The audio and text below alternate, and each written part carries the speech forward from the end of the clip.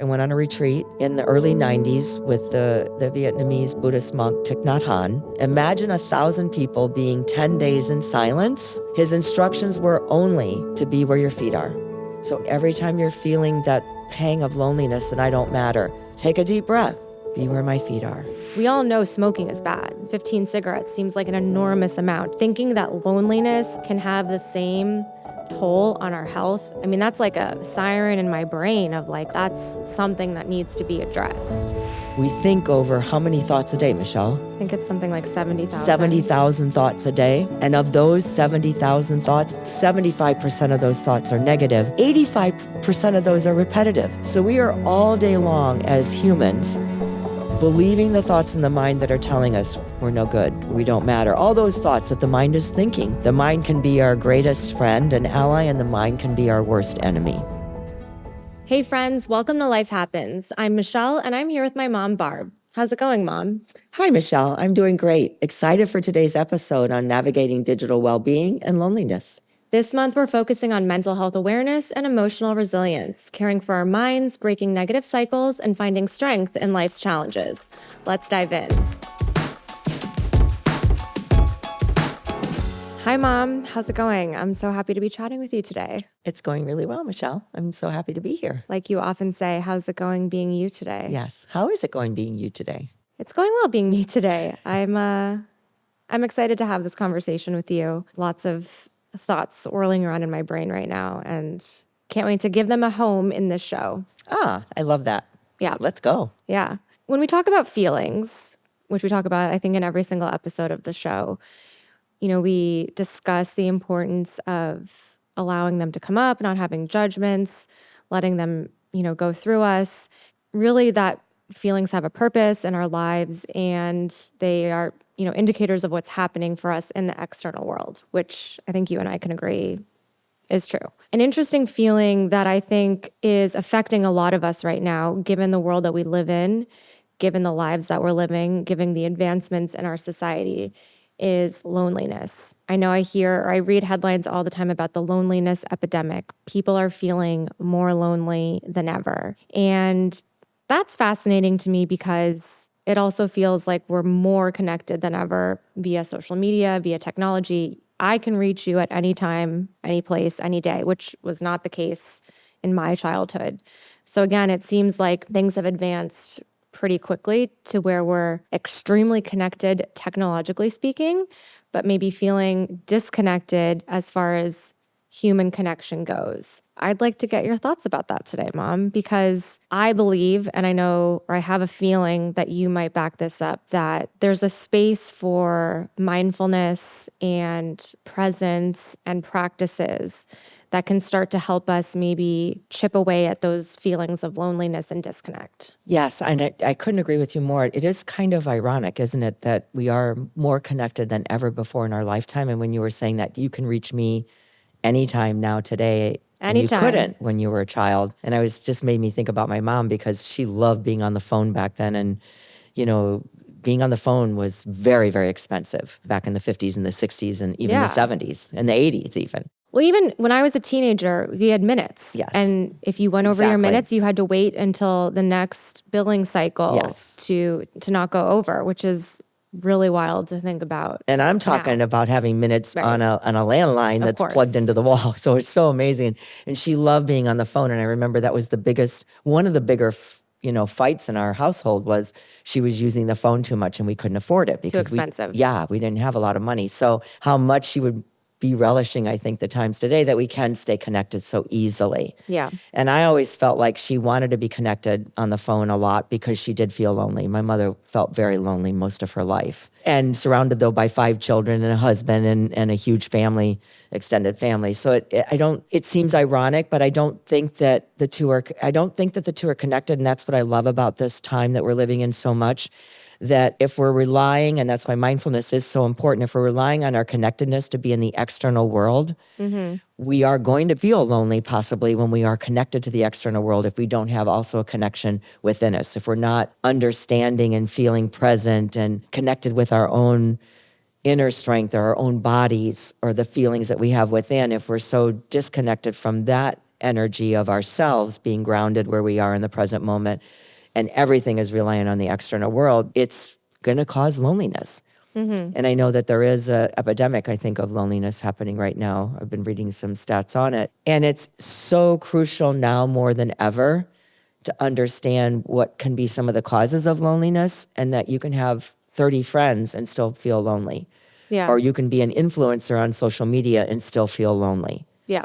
So it used to be that we didn't connect that so much back then because we didn't have all this external stuff going on. Yeah. And now we are. So what do we do about it? And I think that's what I love about this episode today. Like, what do we do about it? Or what can we individually do about it and collectively? I think you bring up a really interesting point to first acknowledge and bring to the conversation that often people are feeling lonely are the ones who maybe you would least expect it. Like you were talking about your mom feeling lonely, even though she had a house full of people or had a full community, having, literal bodies around her, but still feeling that disconnect of connection from other people. I mean, we hear in like societal anecdotes of, influencers, celebrities, high-powered people, reaching huge success financially or stature and power, often feeling loneliness or disconnect from the external world. And so I think it's important to just acknowledge that as a truth, or bring it up that no matter your stature or what it might appear like in the external world, or how many people you even have around you, the feelings that you're feeling inside can happen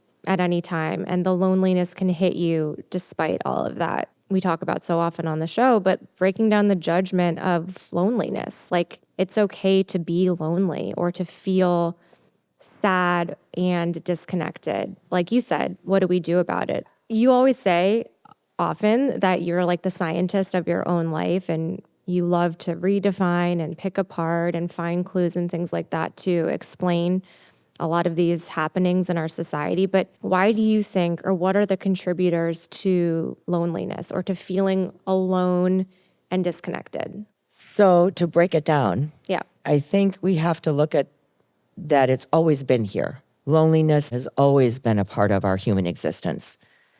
And I think one of the things that you said about judgment, we are very quick to judge being lonely, but we're not so quick to judge alone.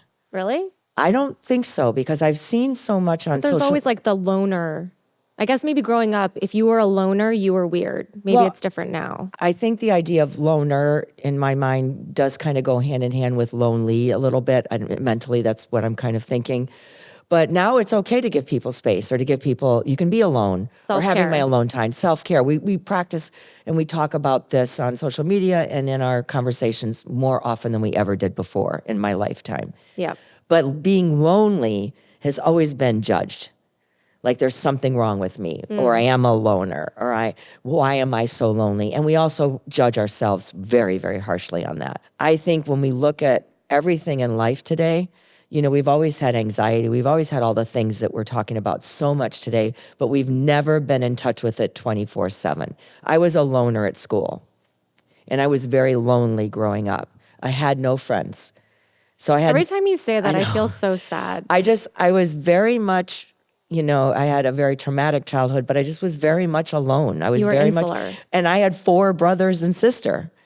And so I was very much to myself and felt lonely, and it kind of manifested from that place where that's just who I am and that's how I'm going to be. And so it's always been part of the human existence, where I want to go with that, where today we have social media. So at least though I could be at school feeling alone or feeling lonely or feeling like I didn't matter or feeling like I didn't fit in, but I could go home and go up in my room and shut the door. And we only had one television. We didn't have much at all externally in our household, material things. We had no computers, we had no phones. So it's very interesting to me though, 24/7 we are connected, as you said to start this episode, and we're also connected visually. We are connected on social media, we're connected with the news, we're connected with everything. The comparisons I had about myself back then and the expectations that I have, what's wrong with me? Barb, you don't matter, it's only the external world that matters. So what you do, how you look, how much money you have, that is all the most important thing. None of anything else matters. Imagine if you're looking at that 24/7, if you don't have any sense of connection to yourself. Wait a minute, I've been on my screen now for 5 hours. I'm actually feeling tired, or I'm actually feeling overloaded.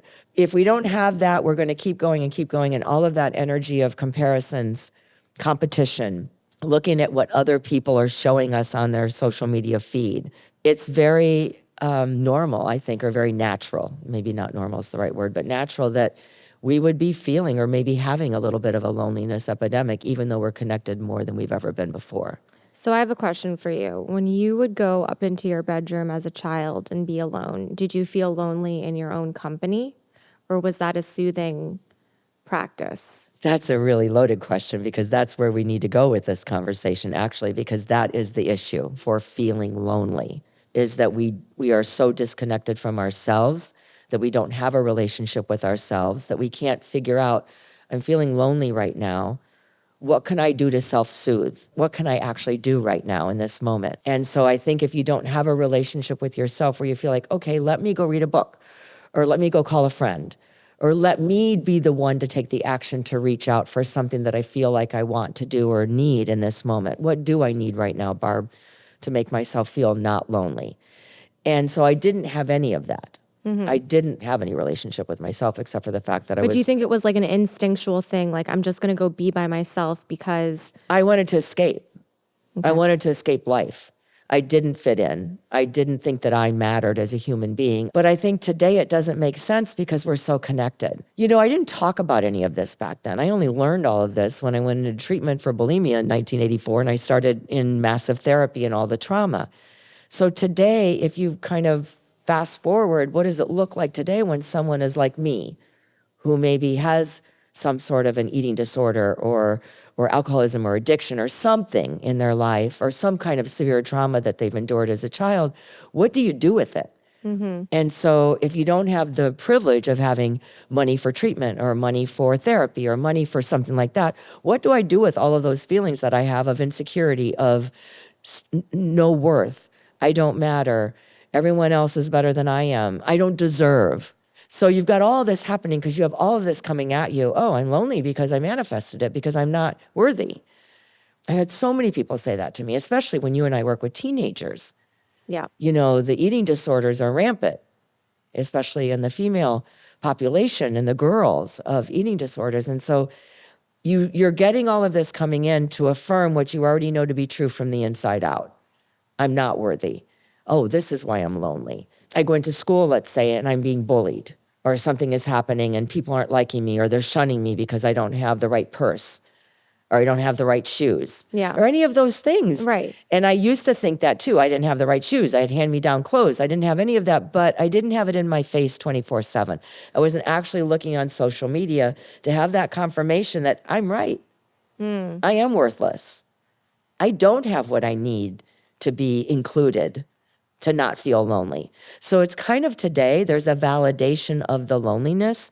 And the more I think that we participate in the social media, to the degree that there is no separation, that we're not knowing that I've had enough, or wait a minute, people are only putting their highlight reels on social media. Maybe there are a lot of people out there feeling the same way that I am. I'm not really alone. I'm not really lonely. I just kind of need to put myself out there, because maybe there is that point when I read this quote on social media that says, you matter. Remember that everything you need is on the inside. If you'd have said that to me when I was a 12-year-old, I would not have had a clue to know what you were talking about. What do you Right. mean everything I need is on the inside? Everything I need is on the outside. So that's a really long answer to your question. Instead of believing every single thing we see on social media and only looking at the things that are causing me to doubt myself, and being able to shift that. How can I actually shift that mindset into, let me look at some good things that are on social media that actually feel real, that actually is a reality. And there have to be some people out there like me that are posting maybe some truthful things on social media. Yeah. Okay. A lot to unpack there. That was a lot of things. It's very personal for me. I think I feel very strongly when you and I do, as I said, do so much work with teenagers and so much work with college-age students, so much work with athletes. And there's so much pressure to be whatever it is out there that the external world and social media is telling us that we have to have, and we have to be this way. So it sounds like what you're saying is that despite being hyper connected 24/7 in this technological world, it's breeding disconnect because it's affirming to us the self-doubts and judgments and criticisms that we have for ourselves. Like we're seeing the proof of the negative thoughts that we might have about ourselves. But it's also feeding comparisons, and it's feeding the thoughts and emotions that I'm not good enough and I'm not worthy. So why does it matter? I'm just going to take myself out of the equation. Is that what you're saying? I am saying that, and I'm also saying that if you're spending so much time on social media or you're spending so much time on technology, you're not getting the truth of what is happening in life. What does that mean? You're not getting what's real. You're not getting reality. You're taking in the highlight reels, what I said earlier. You're taking in things that people want you to see so that they can elevate themselves. It. And it's curated and all of the things like that. So the bottom line of it for me is that I get you if you're feeling this way. I totally get you because I have been there. I've been at the lowest of the low. I have been in many, many, many years of therapy. I've been in many, many years of sorting myself out to the fact I'm at a place today where I do matter. Right. And how I feel matters. And what I think about myself matters. And so I'm in a place where the relationship that I have with me is the most important relationship that I have in life so that I can discern now what is real on social media. So I can say, wait a minute, I'm taking in too much negativity. There's so many heartbreaking things happening in the world around us. There's so many heartbreaking things happening even in our own communities. Where can I find respite from that? And where can I find truth and reality of what I need to be my best self and show up the best that I possibly can? And some days it's just to get out of bed and show up and then go back to sleep. And some days I'm on a roll and I am really living my best life and accomplishing so many things, but I'm never judging and doubting myself in a way that it takes me down to a place like they're better than I am. I was told my whole childhood, you are stupid, Barbara. And so when you have those things happening, and I think that that's kind of what gets internalized if you don't have the discernment and the ability to take yourself out of that place of everything out there is right and there's something wrong with me.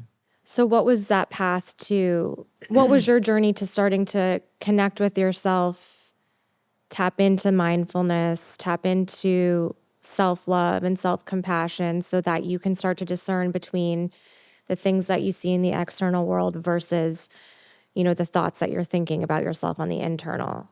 What's that journey? Or if someone is resonating with you but doesn't know where to start, how can we start to counteract these feelings of loneliness and really start to connect with ourselves? Well, I think that's a brilliant question because I think that is where social media could be a benefit. I'm on social media, you're on social media, and we put out content like exactly what you just said because this is what our lived experience is. And this is how we have transformed feeling like we don't matter and we're nothing into all of us do matter. All of humanity matters. How can we one little baby step at a time raise everyone up? That's really the whole point of our lives in terms of the work that we do.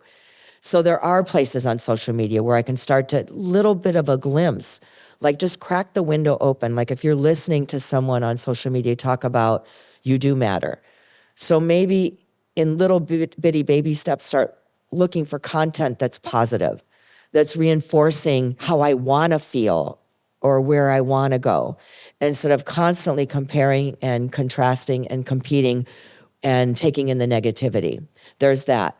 If you happen to have access to therapy or happen to have access to another human that you can be vulnerable with, start talking about it. Start sharing your feelings a little bit. Now, I'm never talking about the extremes of addiction, or the extremes of mental illnesses that are there. Like that would not have worked for me. I needed to go into treatment because I was a full-blown 7-year suffering from an eating disorder of bulimia. If someone just told me, start loving yourself more, Barb, go learn how to mindful eat and, stop eating so much. And it just would never have worked. I had too much trauma in my childhood that I believe was contributing to the way that I was feeling.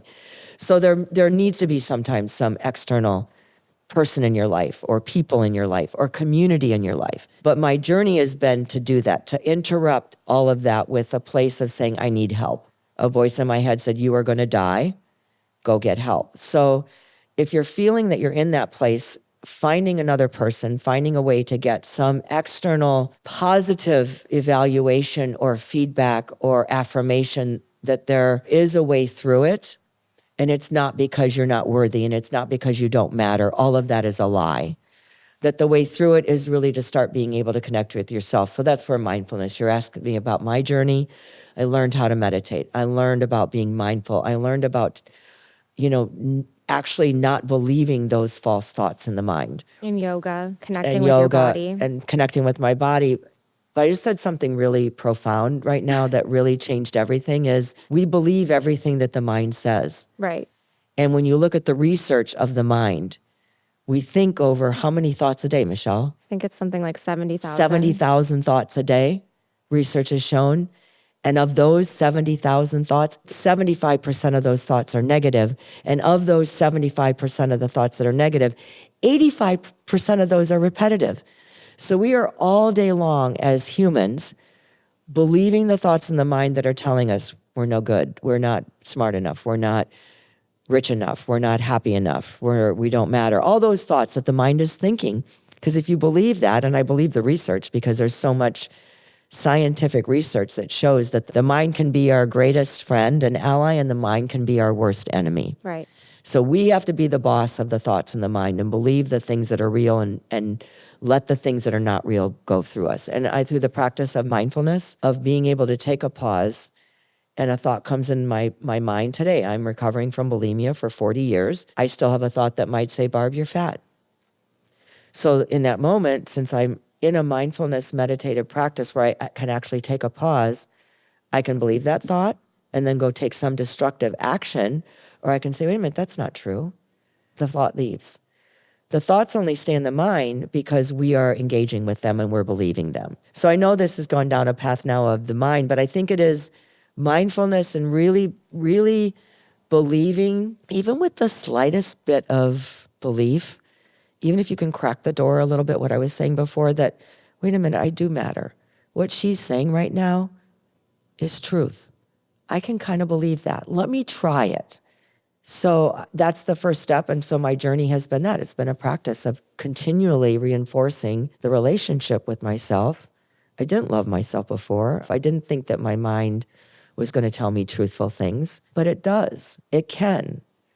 We just have to be the boss of it, is what I call it. I'm the boss of my own mind. Yeah. I don't allow the mind to run amok and tell me things that aren't true. Or if I do, I'm able to recover myself. I'm able to rein myself back in. The recovery time is short, where I might be beating myself up about something that I didn't do because I'm a perfectionist. And I come back to the truth of, wait a minute, Barb, this is a good teaching. This is a good lesson that you learned. Yeah, and we often say, especially when we're, teaching young people or anyone about meditation and mindfulness, you can think of it like taking your brain to the gym. Mm-hmm.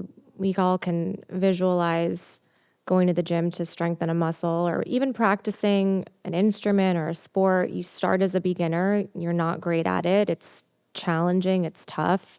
You feel frustrated and you want to give up. But through repetition, through practice, through discipline, through commitment, because you know that it's something that matters to you, you strengthen those muscles. And I think through meditation and mindfulness, that is where we start to strengthen our minds to become, as you said, the boss of our own minds. We can start to choose which thoughts we want to engage with and which ones we don't. And it's never going to be easy because life is challenging. We know that. But we can start to feel a little more confident and assured in our own discernment and how to tackle the thoughts that come into our minds. And I think reacting and taking in everything that you've just said, let's say, because it is such a different world now, growing up in a highly technological world, what are the boundaries or practices or disciplines do you think are helpful or important to have in this time, especially, with children, but even as adults? It's important for me to set boundaries with myself, with social media, with screen time, knowing what my limits are. So what do you think are good practices to have to build up that self-esteem and counteract some of the loneliness that we're feeling? I think I'd like to back up just for 1 second, just Back to it up. say that the most important thing that you can do right now, if you're feeling lonely, if you're feeling like it's overwhelming, the world out there is overwhelming, and I'm not talking about the extremes of where you may need some external intervention like I did. I'm talking about what is your deepest desire? Like, what do you want right now? So it's so important to, what do I want? I want to not feel this way. Or I want to feel, this is where I think social media can be helpful. I want to feel like that person on social media is saying that they're able to feel now after 40 years of recovery. Like, what do I want? Because that's our deepest driving desire is what will propel us to recovery or what will propel us into transformation or what will take us on the journey, the lifetime journey, the lifelong journey, getting to a place of where we're trying to go. And what is that? What do I want? So we need to know. So if your desire is, I don't want to feel this way. You want to feel better. I want to feel better. I feel like what I'm seeing in the positive world out there could be true for me. I think the first, like the breadcrumb of, I can kind of believe that. Isn't that what a therapist told you once, Michelle? Yeah, life coach. Or life I was coach? very confused and unclear and didn't know what to do. And she just told me to follow the breadcrumbs. Like I didn't have to have all of the answers or know everything that I needed to know or have everything that I needed to have. But I just had to follow those little breadcrumbs of the things that sparked joy or brought me peace or clarity or were interesting to me moment to moment.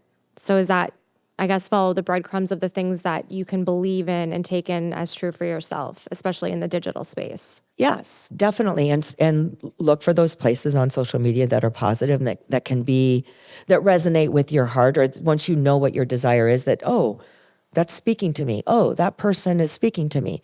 Because these, if they're really speaking to you from the inside out, chances are, and I believe it's truth. It's like, oh, I'm resonating with this person right now. Let me hear what they have to say. And limit the screen time. Exactly what you said.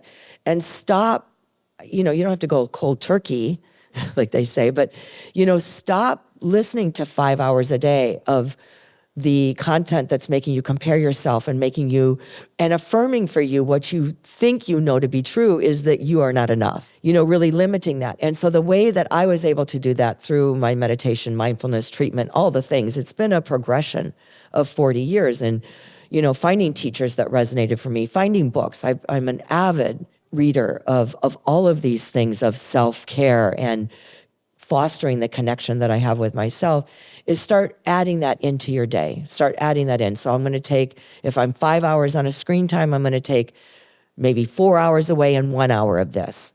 And the more you keep adding into this, I'm going to take 3 hours a day. And you just start to see you're feeling a little bit better. I'm not quite feeling so lonely because I'm actually enjoying a little bit the company that I have with myself. Mm-hmm. And so that's why I think you see on people posting a lot, I like my alone time. As a lonely person, I couldn't imagine liking my alone time. But so now alone time is okay. Now alone time people glorify, which is a nice thing. But if you're feeling lonely, it's hard to connect with those two.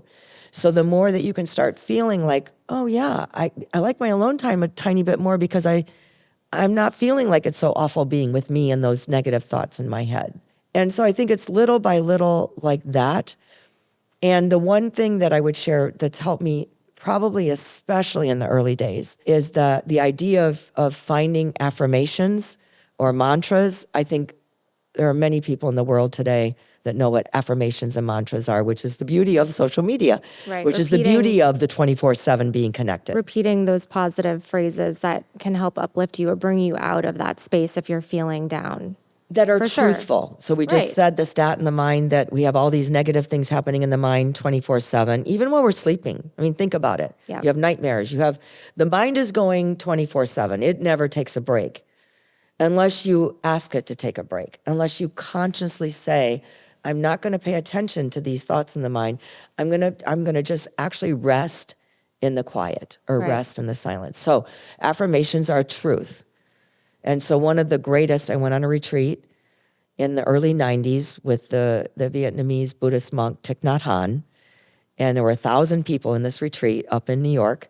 And imagine 1,000 people being 10 days in silence, being 10 days in quiet. So imagine that as me who was, just on the journey of my recovery, 10 years in, 9 to 10 years in. And I'm at a retreat where you're not talking. So I'm not saying that everyone What should. was his instruction? I'm not saying that everyone should do that. What I'm trying to say is that that's the possibility that you can get to a place. His instructions were only to be where your feet are. So every time your mind is racing, every time you're feeling that pang of loneliness and I don't matter, take a deep breath, be where my feet are. Because in this moment, where my feet are, away from the thoughts in the mind that are telling me that I'm not enough, away from the social media that's telling me that I need this, this, and this in order to be happy, in this moment, I can take a deep breath and kind of just be, just for that moment. It may come back in the next moment. Be where my feet are in this moment. The practice is bringing yourself back to yourself. Bring yourself back to a moment of peace, really. Peace means strength to me. Peace means confidence. Peace means courage. Bringing myself back to this place of, okay, I got this for this moment. And I can string a moment and a moment and a moment together where a moment can be 5 minutes. Yeah. Whoa, I just spent 5 minutes bringing myself back every time my mind said I wasn't worthy to a place of, I got this. And what happens internally is you start to not only get it, you start to embody it. You're transforming that negative feelings that you have about yourself because you're uncovering the love that's already within you. When you and I talk about, Michelle, that you already have what you need inside or you already are that love inside, it's so covered up and been so traumatized by society. And no judgment on the external world in terms of that they caused this to happen, they're the blame. No, it's just the way the human experience, I think, can evolve. Yeah. Not for all people, but for many of us. And that's what happened for me. So I think it's that stringing like one, the one day at a time. One moment at a time. Be where your feet are one moment at a time. And he changed my life when that was the only instruction we got. We sat in silence, we ate in silence, we walked in silence. And he talked about, he spoke in eloquent terms about life and problems and all the things that we all talk about and that we hear. But the greatest instruction he gave us was take all of that external stuff and come back to where your feet are. Yeah. So powerful. And it works. And I think that you're asking me, where did the journey take me? It takes you to there. And then once you believe, once you feel the feelings of knowing and having the personal experience of, wow, this just worked. I am calm for this one moment. Mm-hmm. And I can string those moments together. Totally. I guess I would ask you, Michelle, how has social media affected you? I'm curious to hear your take. There's 30-year age difference between us. I'm curious as a younger person, what your feelings are about social media and how mindfulness, knowing that you have a mindfulness practice, how is that all interacted for you? Yeah, I think certainly social media. And do you ever feel lonely? Of course. Incorporate that into it, please. Of course. I feel lonely often. I think I felt lonely a lot as a younger person and battled and judged those feelings quite a lot. But I think with my own practice and mindfulness and meditation and just being in therapy and reinforcing everything that you just said about myself, I've built up the self-love and self-confidence to know that I can be alone and that's okay. And it doesn't say anything about me or my self-worth if I'm not constantly with people. Social media is tricky. It brings up a lot. It's like a mirror. You're forced to look at things about yourself that maybe you're trying to avoid, the comparisons, the judgments. I should be here, the shoulds. I wish I was like this. I wish I was more like that. I wish my life was more like this. And I think that is an interesting aspect of social media. But I think it's also important to talk about in this conversation what social media in general has really done to our ability to be present. Because I think, too, so often, we started this conversation by saying you can be with people and still feel lonely. I think screens and technology are fostering that more than ever because even if you're with someone, if they're, on their device looking at something while you're trying to have a conversation, you're not feeling that human connection that you would if you're actually looking each other in the eye, engaging in a connected conversation. And so that's really where I've felt the effects of social media and technology where our attention is divided. We're not as present as we were when we're with our people. We're checking emails, checking social media, texting someone else while you're with someone. And for me, it's all about my practice in my life of how can I be present when I'm with people so that they can know that, like you say all the time to me, when you're with me, you're getting all of me. That's where I leave a conversation or an interaction feeling like, oh, wow, that was a great time. I feel like my cup has been filled by that emotional or social interaction. That was really good for my mental well-being, as opposed to sometimes you can be with someone, you're on your phone, they're on their phone, and you leave and you're like, I don't even know what we just did. I don't even know what we just talked about. That might as well not have even happened. And that's kind of the small distinction with big impact, where if you can just practice the presence, set an intention, maybe if I'm with someone that I really care about, that I know will breed that emotional connection, I want to make sure that I'm with them when I'm with them.